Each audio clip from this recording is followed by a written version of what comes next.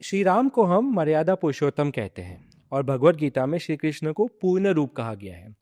अगर अंग्रेजी में पूछूं तो श्री राम एक आइडियल मैन है, पर फिर उनको पूर्ण रूप क्यों नहीं कहा गया है? तो बात आपकी सही है कि जैसे कृष्ण को पूर्ण पुरुषोत्तम कहते हैं, पूर्ण अवतार कहते हैं, और ऐसा कहते हैं, ऐसा मानते हैं कि श्री राम को नहीं कहते।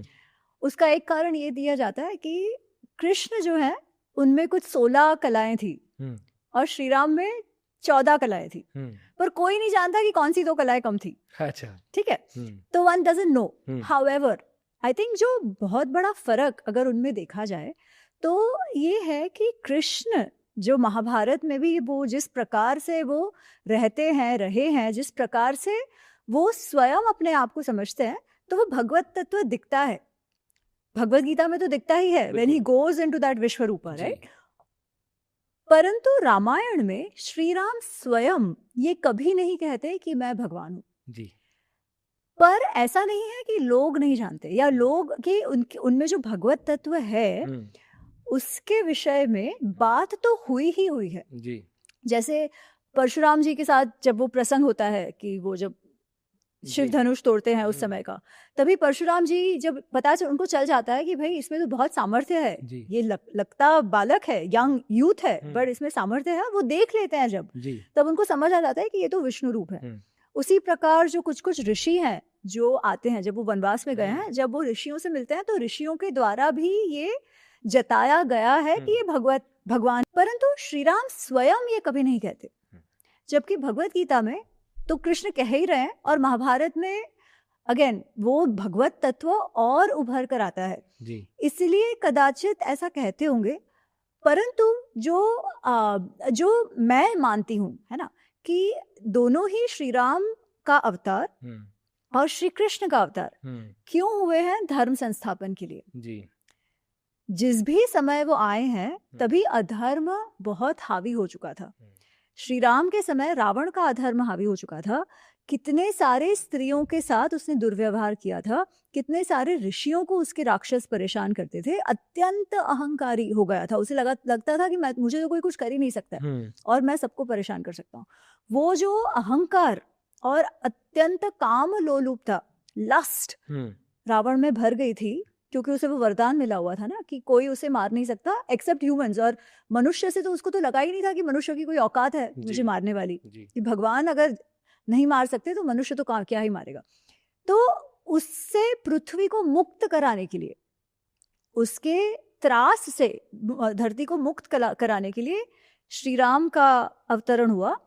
और उसका निमित्त क्या हुआ? जो सीता जी का अपहरण किया रावण ने, राइट? अगर हम महाभारत में देखते हैं तो महाभारत में क्या है? महाभारत में कृष्ण के साथ कुछ नहीं हुआ है। महाभारत में जो प्रोटैगनिस्ट है वो एक्चुअली पांडव है जी, जिन पर कौरवों ने अत्याचार किया है जी। इतने हद तक दुर्योधन का मात्सर्य भाव बढ़ गया है कि अपने मात्सर्य के लिए, अपने जलसी के लिए वो अपना पूरा परिवार और भारतवर्ष के और जो राज्य हैं उनके लोगों को भी तबाह करने को तैयार है। वाई? मैं चाहता हूं, मैं पांडवों के साथ रह नहीं सकता। पांडवों ने तो यहां तक कहा कि भाई तुम मुझे 5 गांव दे दो, 5 इंद्रप्रस्थ भी रख लो, केवल 5 गांव दे दो। पर दुर्योधन संधि करने को तैयार ही नहीं होता है, बिकॉज उसका मानना यह है कि I can not live with them, मैं पांडवों के साथ रह ही नहीं सकता। सुई की टोक जितनी जमीन भी मैं नहीं दूंगा, क्योंकि ये जमीन के विषय में है ही नहीं, ये भूमि के बारे में है ही नहीं। मैं उनके साथ इस एक धरती पे नहीं रह सकता।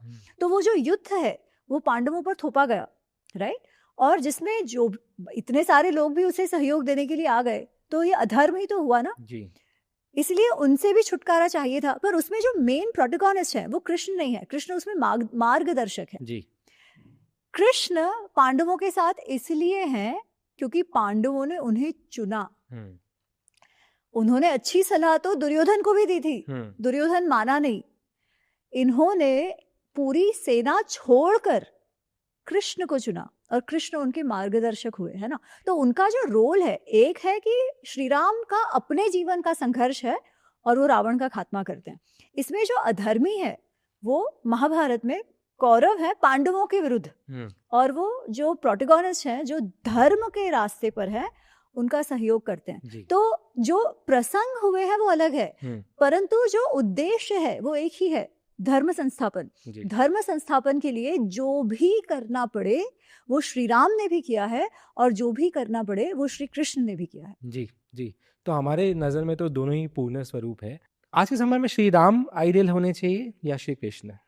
धर्म संस्थापन के लिए आज के समय में जो भी करना चाहिए वो करना चाहिए, दोनों से ही सीखना चाहिए। श्री राम के विषय में जो हम उनकी जो एक इमेज हमारे मन में है ना, कि वो तो एकदम ब्लैक एंड वाइट है, एक ही तरीके से काम करेंगे, भले कुछ भी हो जाए, ही विल ऑलवेज एंश्योर कि मीन्स वही का वही रहे, ऐसा नहीं है। और श्री कृष्ण बात बात पे रूल तोड़ देते हैं, तो हमको लगता है अरे कलयुग में तो एकदम झकास, रूल तोड़ दो, मानना ही नहीं। ये भी नहीं है। अगर ऐसा होता तो 13 वर्ष वनवास वगैरह सहन ही क्यों करना पड़ता जी? शुरुआत से ही सब खत्म कर दिया होता, पर ऐसा नहीं हुआ। पांडवों ने जितना अत्याचार सह पाए वो सहा, क्यों? शांति के लिए जी। तो तभी कोई रूल नहीं तोड़ा कृष्ण ने। पर जब युद्ध शुरू हो गया है, तब युद्ध में तो जीतना, that is the your and goal, right?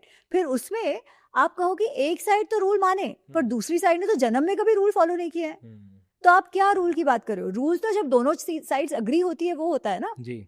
Pakistan के साथ हमारा युद्ध चल रहा है, वो लोग कोई रूल ही फॉलो ना करे और दुनिया भर हमको कहे कि नहीं नहीं तुमको रूल फॉलो करना है, doesn't work that way, right? तो उस समय जाके जो हुआ है वो हुआ है। तब तक तो जो करना चाहिए वो ही किया है कृष्ण ने भी, और श्री राम ने भी। जब वाली को पीछे से मारना पड़ा तो वो भी उन्होंने मारा है जी। तब उन्होंने ये नहीं सोचा अरे पीछे से कैसे मारूं, वो तो मर्यादा उनका उल्लंघन हो गया। क्योंकि जो मर्यादा श्री राम की हम देखते हैं वो, या श्री राम को हम जिस मर्यादा में देखना चाहते हैं वो हमने उन पर उड़ा दी है जी। उन्होंने तो धर्म संस्थापन के लिए जो किया है वो किया है। वाली को क्यों पीछे से मारा?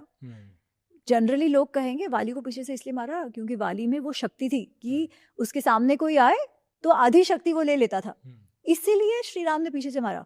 वाल्मीकि रामायण में ऐसी कोई बात नहीं है।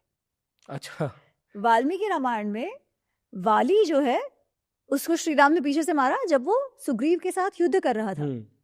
तो पहले तो वाली को समझ नहीं आता है, उसे समझ आ जाता कि मुझे लगा, पर कहाँ से आया, कहाँ से ये बाण आया जिससे मेरी अभी मृत्यु होने वाली है। फिर श्री राम लक्ष्मण सब वहां आ जाते हैं तो उसे समझ आ जाता है कि इन्होंने मारा है।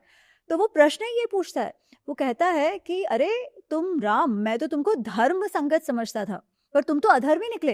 तुमने तपस्वियों के कपड़े तो पहने हैं, पर उन तपस्वियों के कपड़ों में तुमने अधर्म किया है मुझे पीछे से मारकर। श्री राम कहते हैं तुम मुझे धर्म अधर्म सिखाओगे?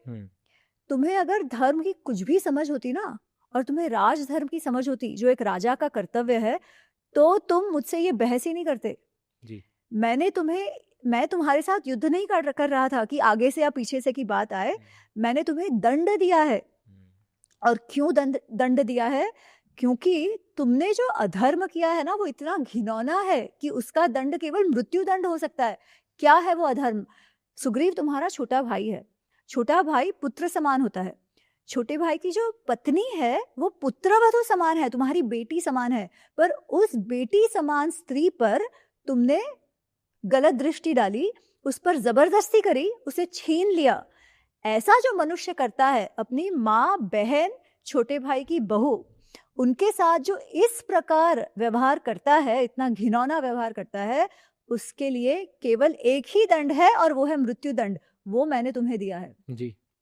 तो उन्होंने किया जब आवश्यकता थी तब, राइट? तो जो हमने उनको बॉक्स कर दिया है ना, वैसे दोनों भी नहीं है जी। इसलिए दोनों से ही सीखना है जी जी। दोनों से ही सीखना है कि आज के समय क्या करना चाहिए।